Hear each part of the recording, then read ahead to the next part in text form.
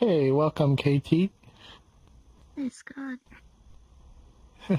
Hey, just so you know, I'm actually streaming the presentation portion to Facebook, so I wanted to let you know in case you were uncomfortable of your voice going out. Appreciate it. Sure. We turned it off for the open discussion, so it's just to kind of archive the presentation piece. Got it. I will mute myself in case my dog barks. Okay, no worries. I love hearing our four-legged friend, so no worries. She's got like 120 decibels. Oh my goodness, a hound dog by chance? Yeah, she's very loud. Gotcha. I might exaggerate a little. No worries, yeah.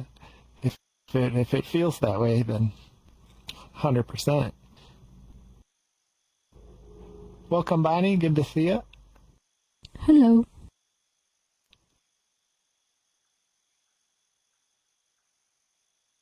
I'll give it just a minute or two. I always find that when I get ready for a VR event, I get ready on time, but I underestimate like how long it takes for me to get in my headset and everything. Yeah. Me too. Yeah, yeah, it's totally just one of those natures of being in VR. Boy, there's updates. Well, it still takes less time than to get ready to get out of your home.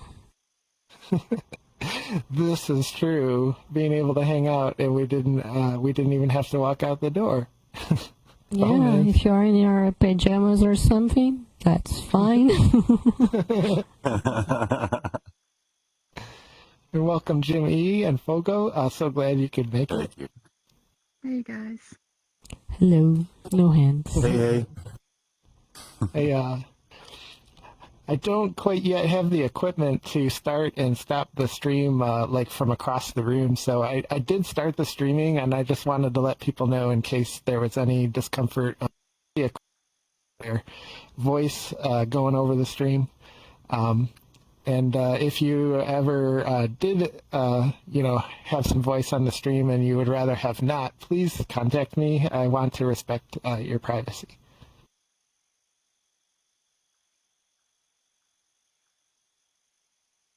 And welcome, Walang. So glad that you could make it. It's great to see you. And let's see, where are we at here? 8:05. Yeah, let's go ahead and get the show underway. So welcome to another episode of Love Letters to Star Trek The Next Generation, our 3-year mission to explore each and every episode.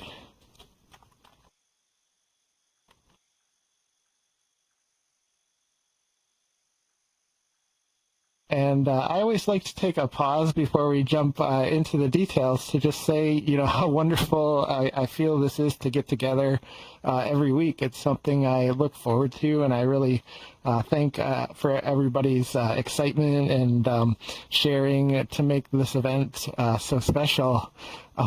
As I've described it in some cases in the past, it's kind of this like thinly veiled, middle-age effort at healing some past wounds.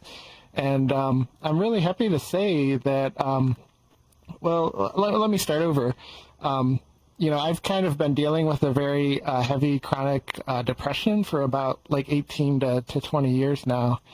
And my idea was first, I want to understand the mechanics of it. And I think I was able to kind of achieve that, to learn about, the parts of the body and the processes and where it comes from. And then sort of discovering the meditation was how you put this awareness into practice, and how you help your body and your mind kind of stay in this place where you don't go down those old programmed paths. And it made life so much better, so much tangibly better. Opened up a lot of opportunities and connection. And the one thing I never tried was actually prescription medication. I always had just this real desire to try to just overcome to overcome this, like on my own, through practice and knowledge and, friendship. And about 2 weeks ago, I just threw in the towel.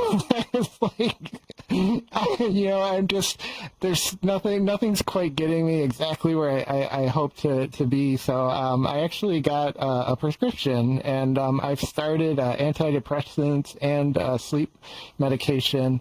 And the psychologist that I'm working with said, it's going to be about 2 or 3 weeks before you really start like feeling anything. And apparently I was so like serotonin deprived that this literally worked the day I took it. The psychiatrist is like, I've never seen this before. So for the past like 2 or 3 weeks, I've been getting used to this, like kind of having a little bit more energy and enthusiasm for things, having more focus, and it's been absolutely wonderful. So I'm by no means an expert or advocating anything here. Everybody has to kind of take their own path and discover their own needs for wellness. But I was always really quick to disclaim, any knowledge of prescriptions. And now I do have a little bit of budding experience with antidepressants and sleep aids. And I'm happy to say for me, it's actually making a huge difference. And it's such an emotional like turning point to finally feel like balanced. And I want you all to know that you've all, either knowingly or unknowingly, been a huge part of that. So I'm just sending some huge hearts for all of your help and compassion and attention, and it's just been a super lifesaver.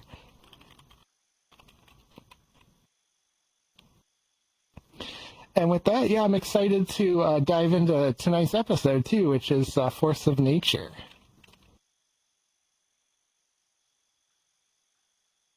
And the general synopsis of this episode is the Enterprise is investigating the loss of contact from another Federation vessel called the Intrepid that happens to be in this kind of unique place in space where there's this corridor that goes through these like Tetryon disruptions.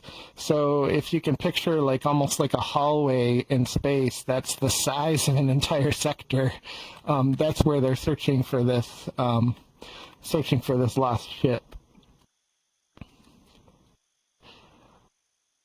But one of the main reasons I like this episode is it's absolutely packed full of these Geordi and Data Data moments, like emphasizing their closeness and their friendship. And in some ways, this is a real like montage of 7 seasons of these two characters getting to know each other and supporting each other and developing a huge friendship.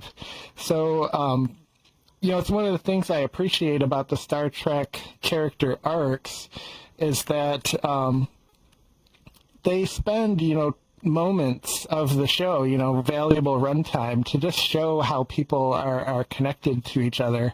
And I feel like it adds so much to the episode that they're exploring, they're having space adventures, they're defending Federation values, but at the core, it's like really about this connection that they all have and build throughout the series. So let's check out this clip here.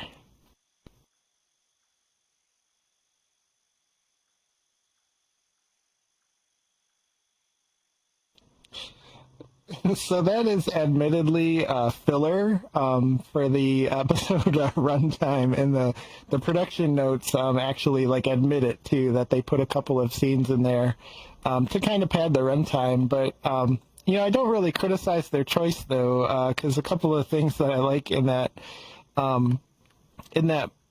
that scene is that we get all kinds of dogs in TV series and movies, and we very rarely like ever get a cat. So it's awesome that Star Trek kind of emphasizes this fact that Data has a cat, and it's also interesting that an android has a pet. And I also love the interactions between Geordi and Data in this scene, because you get this really like unfiltered Geordi where he's, dropped all of the rank and the kind of techno, speak, and he's just really relaxed in being friends and being like in the moment with his friend. He's honest that he's annoyed and that he's frustrated. And, also a tip of the hat to LeVar Burton, too, for learning how to act and be so expressive with this kind of thing covering his eyes, this like modified like headband, I think it was, hair holder. And, he learns to use his kind of cheek muscles and his eyebrows and manages these, like, really expressive moments, even though, I think many actors would admit that, like, losing your eyes to a mask or anything of any form is such a handicap to try to express, the scene. Another character arc I wanted to emphasize here too is that Data totally seamlessly and without effort understood sarcasm for like maybe the first time. When Geordi says like he's going to kill the cat, in the past seasons, Data would have reacted, to that like he was literally, being serious. And in this case, Data totally gets, what Geordi's communicating, and that's a huge evolution for Data because he struggles with it for so many seasons. And also welcome, Fuzz. I see that you've beamed in with us, and I'm so happy to have you here. Yeah, thanks for the hearts.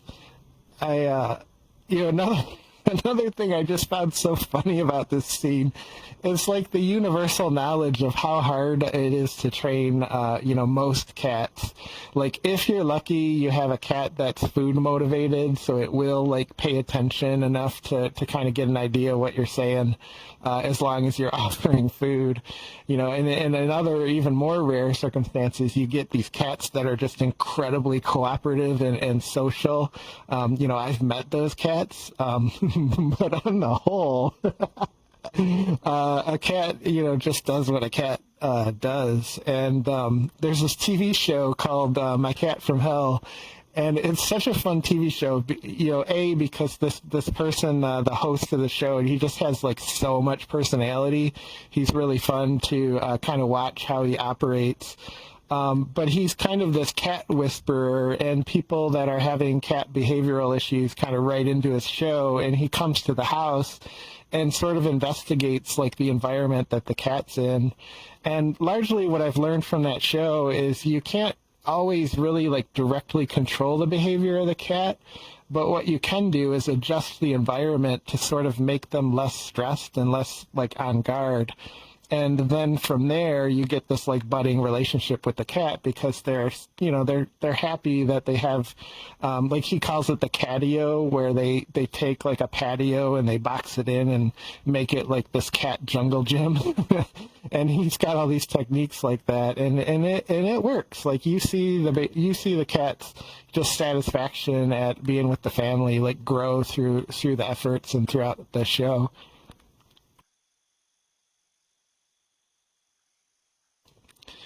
And from this kind of historical perspective, one other possible explanation of why it's difficult to train cats is when you think about dogs, like being a little bit more cooperative with their human, partners. They were actually, partnered with humans about like 30,000 years ago. So cats and dogs have been proven through archaeology and bone carbon dating to have found to be together like as far as 30,000 years back. So over that time, humans and dogs have actually developed parts of their brain which make it easier to like understand one another. Dogs really can tune into a person's face. They've built like the neurons to kind of understand how a human's feeling or what they're doing next. This ability to kind of read their human partner. And another thing that's kind of interesting and noticeable is if you look, dogs actually evolved eyebrows. So, if you go way, way back, and look at what a historical wolf would have looked like, you don't really have these pronounced eyebrows that you see in a lot of breeds now. And that's actually thought to have been a response to evolving with humans and being able to kind of be expressive like in the same way, with these eyebrows. In contrast to that, it looks like cats and humans sort of came together about 10 to 12,000 years ago. So we almost have this like 20 to 18,000 year head start with understanding, dogs and humans understanding one another. And I love that Egyptian, kind of picture there where I'm guessing that they probably painted the scene, and then this young Egyptian lady was like, I really want a picture of my cat in there, so I bet that cat was like added afterwards. I just can't help but think that. And, in an even starker contrast, when you look at the pet of chinchillas, they were only, captured and domesticated as far back as 1920. So, only the last 100 years or so, chinchillas and humans have been together. And that's really just an excuse for me to be able to put a picture of my chinchilla up there. I miss her terribly. I lost her about 2 years ago. We had almost 20 years together. And it was super, super fun to get to know a chinchilla.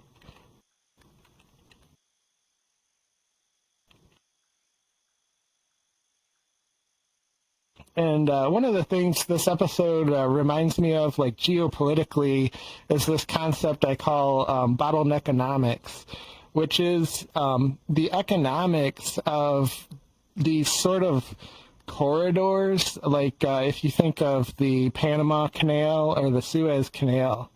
I think it was during the early phases of COVID, there was actually like a shipping container, really large cargo ship that sort of got stuck in the Suez Canal, and they couldn't figure out how to unstick it, and it like blocked the Suez Canal for like days.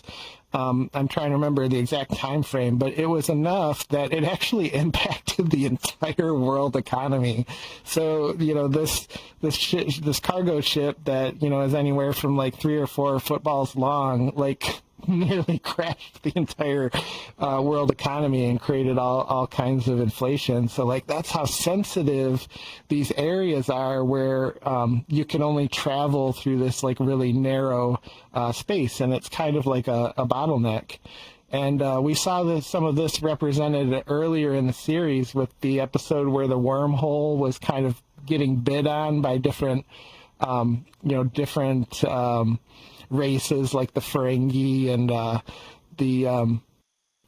just the value of having a place where you could jump from one space to another, brought this entire diplomatic like attaché together. So these are like really big deals when you're talking about society and geopolitics. And to give an idea of the scale of it, like a sector is about 20 light years across.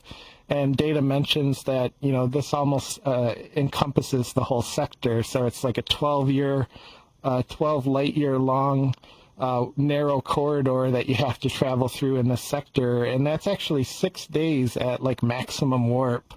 So it takes 6 days to get through this little place. And, since it's a sector wide, you probably can't really go around it. So it's a very, very important piece of real estate, in the Federation, and that's why it's so incredibly important when they find out that these activists have kind of mined the corridor. It's why they're responding like so strongly, because this corridor is like so important to all of the travel that they do.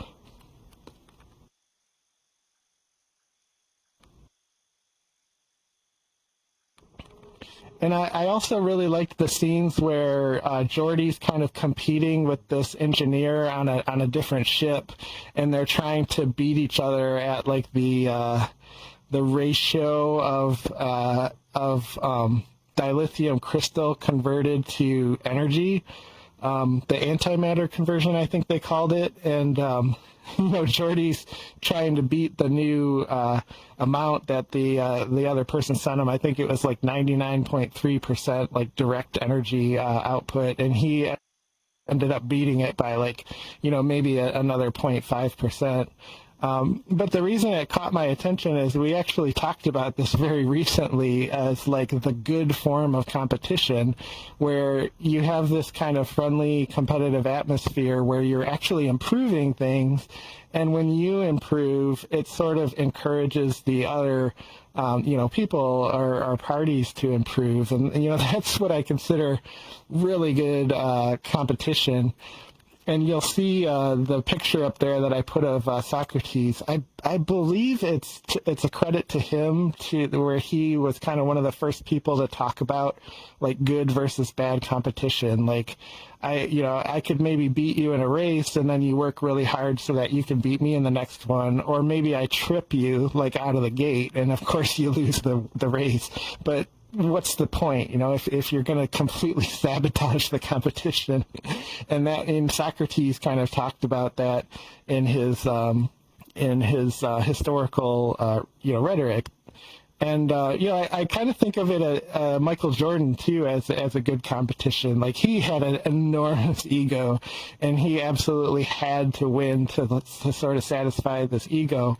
But another thing he did for the game of basketball was like, in order to beat Michael Jordan, you had to get better. You had no choice but to get better. So again, yet another kind of good form of competition.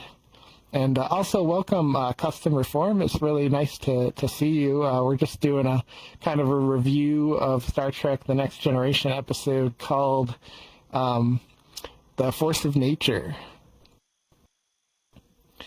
And I have to give the writers like a little bit of poetic license here, because they're trying to inject some like tension and excitement in the episode, but I find it hard to ignore that a Ferengi vessel fired on the flagship of the U.S. Enterprise. That would be like sending one of our aircraft carriers, out through the Pacific or the Atlantic, and a ship like takes a shot at it. Like it wouldn't just go away. I mean, how many of our historical wars have started because somebody sunk a boat or even just got near it? So I get that they're creating this, sort of shock and awe that, they're getting fired upon. And, a Ferengi ship is not like, an insignificant threat to the Enterprise. They kind of match from a technology standpoint. So had the ship not been crippled, that would have been an actual like dogfight. It's always interesting to see these scenes, and I do give them a wide berth, but realistically, this would have caused like a Federation-wide incident and would have, needed some kind of response.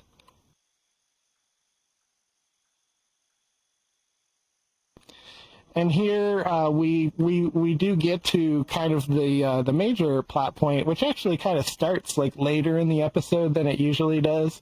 But I don't fault the episode, because I really enjoyed all of the lead up and seeing Data and Geordi get some screen time. But here's where they really kind of get down to the plot and start talking it out.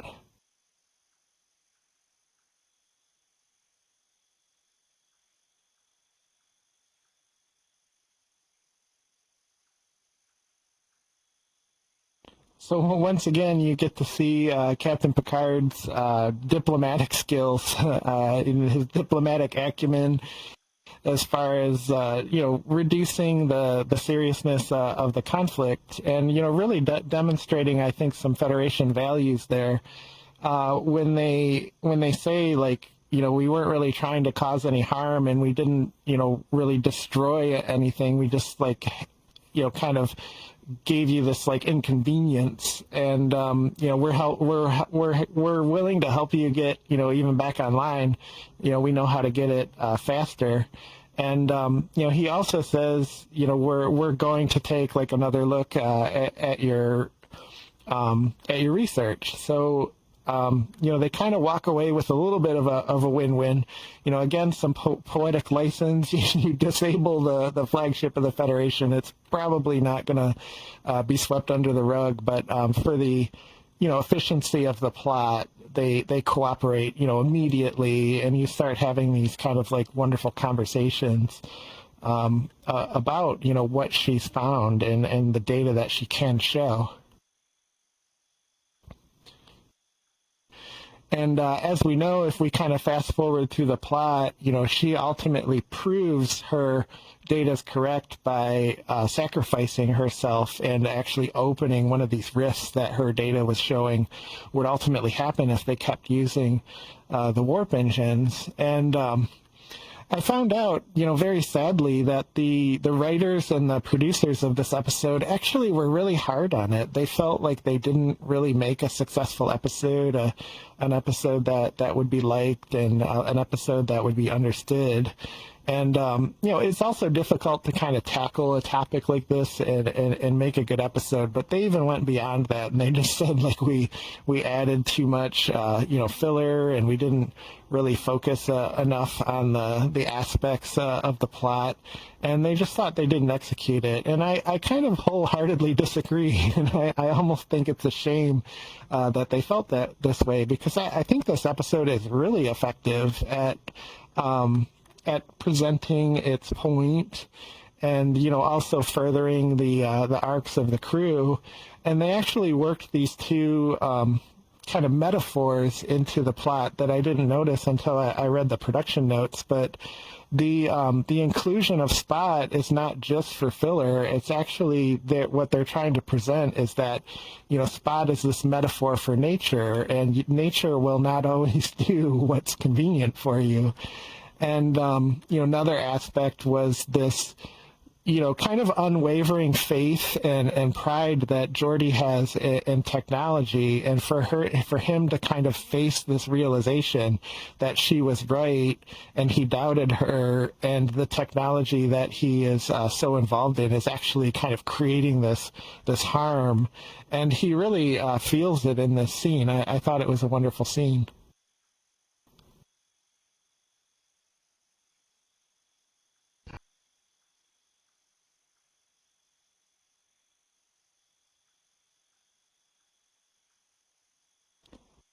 So I just think it's a wonderful Star Trek moment where, they're kind of addressing very subtly, like, the morality and the values of the future, that, Geordi didn't really think the data was actionable, so he never really gave it a lot of thought and time. But when it's ultimately proven, and it cost somebody's life to prove it, like, he's really, like, knocked off balance by it. And I kind of just love the scene where they focused on that, because it's kind of a normal human reaction. Is life is kind of busy and difficult and challenging enough, like, as it is, like, just to get through your work week, and to get in a place where you're comfortable with all of your family, and there's not a bunch of drama, and you have a social life, and you're pursuing goals that are important to you. I mean, it's like a stacked to-do list on a daily basis. And when suddenly somebody, like, interrupts you and throws this major, like, inconvenience in your way, and then shoves in your face this thing that's, like, really uncomfortable, and you're not really in the place where you even wanted to, like, receive it, it's easy to feel like a reversion to that. And a lot of types of activism, taking like climate activism as an example, like sort of gets this huge pushback from this natural human reaction of like, maybe I even think it's important, but get the heck out of my way. Like I'm busy. But if you stop and kind of like pause for a moment and sort of let like your reaction like sort of dissipate and really like spend some deep thought on it, like in some ways are they not almost like doing us a favor by like trying to keep the awareness of the problem like plugged in to social discourse? So I by no means am advocating any kind of behavior or asking people to take to the streets, nothing like that. But this episode really makes me stop and think about activism and about like, the importance of the message that they're trying to carry, because in many cases the science ultimately ends up backing up what they're saying. They're almost like the indicator species of a problem, like your frogs and your turtles. And if you see a swamp where the frogs and the turtles disappear, that's a hugely bad sign that swamp is not healthy. So yeah, very fragile and kind of ephemeral activity, these activisms, but I thought I'd just put like a little video together to, just take like a little open-minded look at what's going on.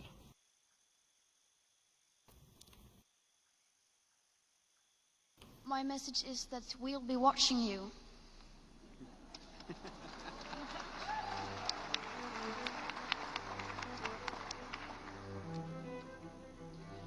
This is all wrong. I shouldn't be up here. I should be back in school on the other side of the ocean. Yet you all come to us young people for hope. How dare you? You have stolen my dreams and my childhood with your empty words. And yet I'm one of the lucky ones. People are suffering. People are dying.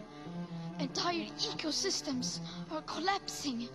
We are in the beginning of a mass extinction, and all you can talk about is money and fairy tales of eternal economic growth. How dare you?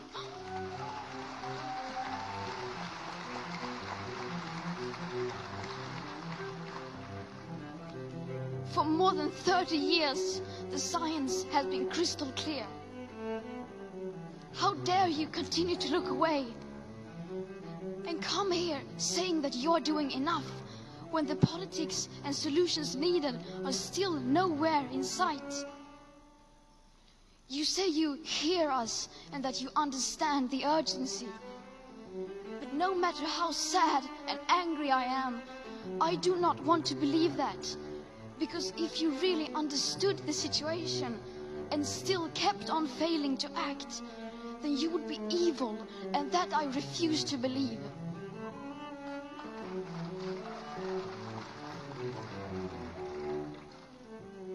The popular idea of cutting our emissions in half in 10 years only gives us a 50% chance of staying below 1.5 degrees and the risk of setting off irreversible chain reactions beyond human control.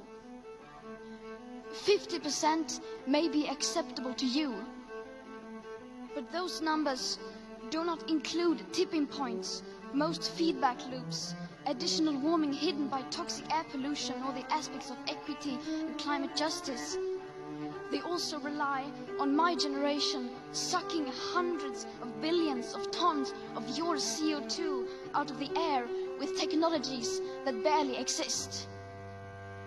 So a 50% risk is simply not acceptable to us, we who have to live with the consequences. To have a 67% chance of staying below a 1.5 degrees global temperature rise, the best odds given by the IPCC, the world had 420 gigatons of CO2 left to emit back on January 1st, 2018. Today that figure is already down to less than 350 gigatons. How dare you pretend that this can be solved with just business as usual and some technical solutions?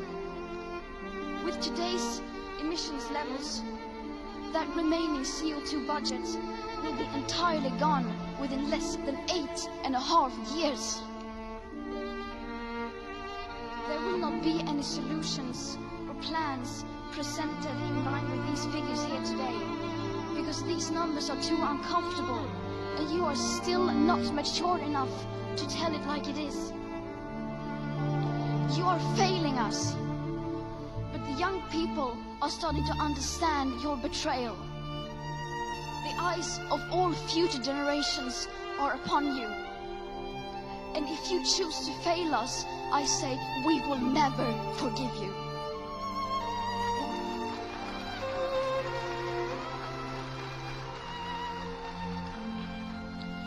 We will not let you get away with this.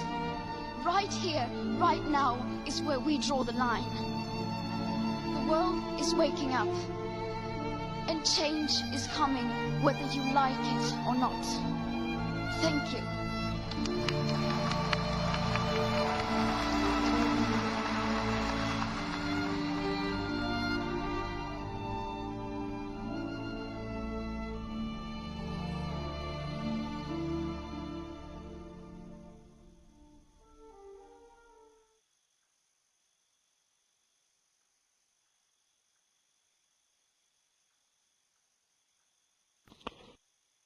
A very famous and also very controversial speech that was given there in a climate conference that I think took place maybe even like 15 years ago. Would it even be like 20 years ago? It was a while ago, and as I kind of took some, did some research and found some of the YouTube videos where she does the speech. If you read the comment sections, it's like so hard to regain like faith in humanity. It's like almost unanimously just piling on, because it is a really inconvenient message to take in, and it's very direct. It's very judging. But at that point, she did represent the young generation, and she was brave enough to share her voice. I've also read that the young lady that made that speech also has Asperger's, which is in many cases like this way of it allows the ability to sort of communicate in this really unfiltered way. So in some ways that was kind of her like power to be able to deliver a speech like that. It was delivered entirely with her values and passions in an unmasked way. So, again, not really trying to promote or condone any of these methodologies or ideologies, but I thought that the episode of Star Trek, The Force of Nature, was kind of trying to send this message that sometimes, like, they are right, and even though it's inconvenient, maybe they're doing us a favor.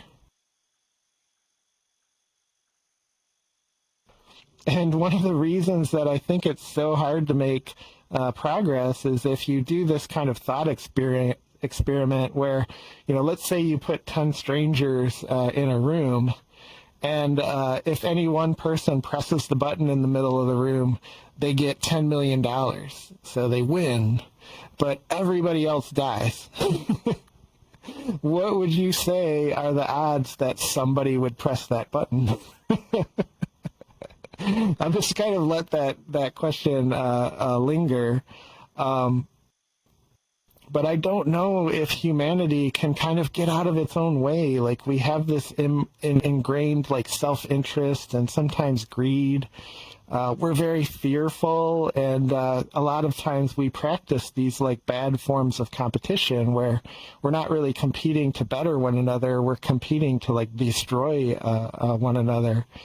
And there's a good example of this. There's this show in the UK, jokingly named Golden Balls. But two people kind of negotiate, and you can either steal or split. So there's two choices you can make. If you steal and the other person splits, you steal all of the money in the pot. If you both split, then you share the pot. If you both steal, each of you gets nothing. And there's this really famous episode where a guy starts the conversation out and he says, I'm going to steal, and there's nothing you can do to change my mind. But if you split, I will share the money that I win with you. And the shocking twist is after they have this like back and forth, he ultimately splits. So they ended up both choosing split, and they both split the pot. So it's kind of really cute and fun to watch, and the audience just adored it. And then the movie Batman, the Dark Knight, also kind of had this scene where the Joker put two boats against one another. He like bombed the boats, and he gave the controls to set the other boats bomb off before they set theirs off, and it kind of became this like stalemate. And I remember the scene really vividly because there's one boat full of criminals and the other boat's full of like families, and this one criminal steps up and he's like, give me the control and I'll do, you know, what needs to be done. So they give him the control and he throws it out the window. And like it's just such an awe-inspiring, like awesome moment in cinematic history, because it's like, let's have some faith in humanity, and they ultimately, like, the boats don't blow each other up. Now, in the real world, I wouldn't want to go through the practice of finding that out, but in the movies, it was a really nice moment. So I feel like more and more just, you know, a gut feeling of taking in like all of this information and, you know, the state of our societies and relationships with other countries, and, you know, what corporate entities are doing, and how we live, you know, our daily lives, our family lives. I feel like we're in this kind of fork in the road where we're either heading for a Mad Max future or a Star Trek future. And it's like almost like one or the other is going to happen, right? And we don't really know exactly which one is in store for us. But I really do feel like we're kind of on the cusp of finding that out. And I do hope it will be the Star Trek future. I hope that there's kind of this momentum of figuring out, you know, our most existential problems, and that, you know, these wonderful episodes that we all enjoy will end up being like this kernel of truth that ultimately we aspired and achieved.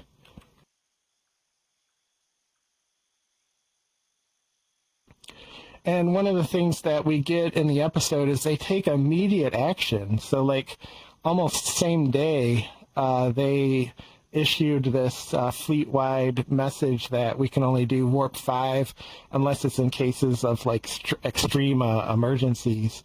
So this is how they got that future, right? They took immediate action when there was an existential problem. So you know, it's really great from a like role model standpoint. It gives us all something to hope for and to aspire to. And it's, I think, one of the things that makes Star Trek timeless is this idea that we can overcome this universal hope, that we can overcome these gigantic, what feel like unsolvable problems. And one of the ideas that circles around that always kind of intrigues me is that, you know, instead of these kind of, you know, Wall Street stock market charts that you see where the Dow Jones like keeps going up, it's almost like a stairway, you know, and this kind of concept that growth is like never ending, you know, like the stock market sometimes crashes, sometimes it goes down, but over time it's proved that it kind of constantly goes up. But as we consume our resources, you know, we're starting to face the fact that maybe, you know, exponential growth is not something that we truly can sustain. So they've come up with this model that they call like the donut. And what it is like a sustainable form of consumption where you kind of stay in the sweet spot of sustainability.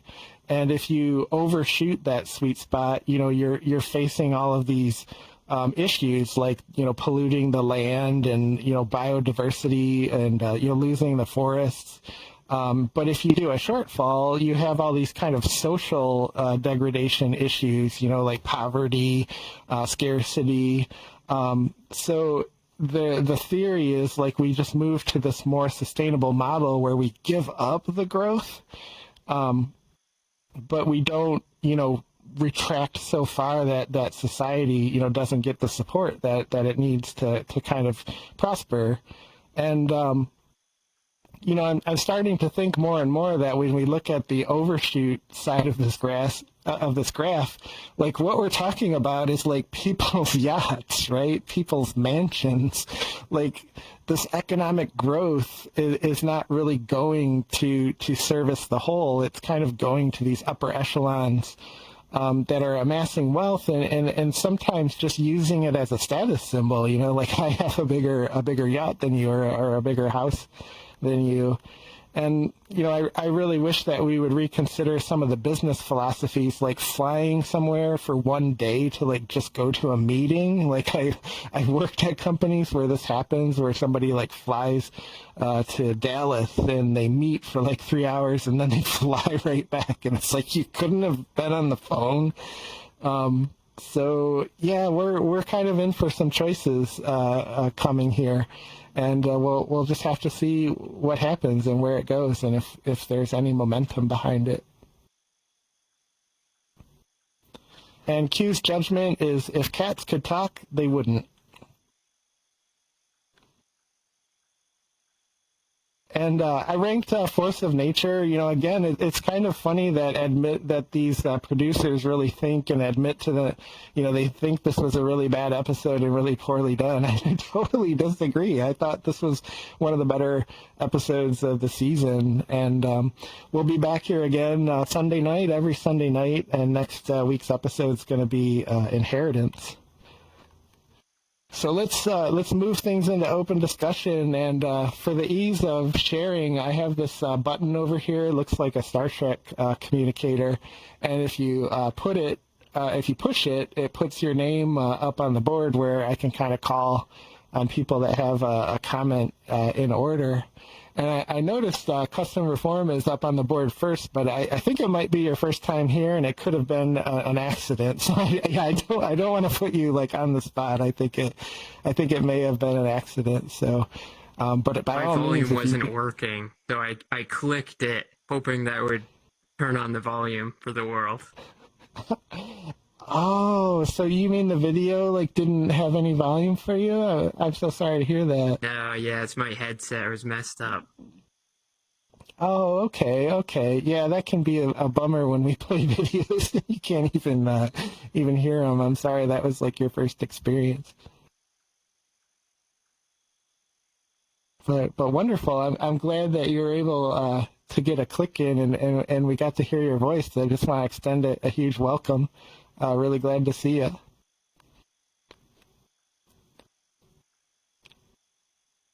And yeah, KT's up there on the board too. And I do know these can sometimes be accidental, so I just want to check in before you feel on the spot.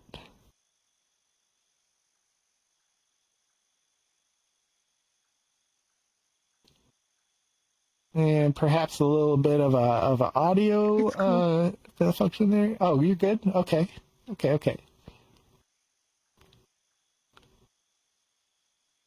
And yeah, Jimmy, I see your name up on the board there, so if you're interested in sharing. Yeah, I'm down. Oh, just a moment. I just remembered I have to turn the stream off, so give me a moment.